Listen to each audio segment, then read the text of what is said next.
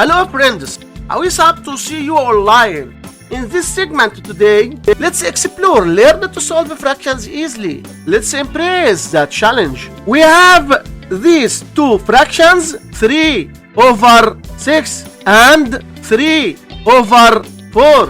And we want to add them, multiply the first top times the second bottom. So we have 3 times 4, which is equal to 12. Multiply the first bottom times the second top. So we have 6 times 3, which is equal to 18. Now just add those two numbers. So we have 12 plus 18, which is equal to 30. Multiply the two denominators. So we have 6 times 4, which is equal to 24.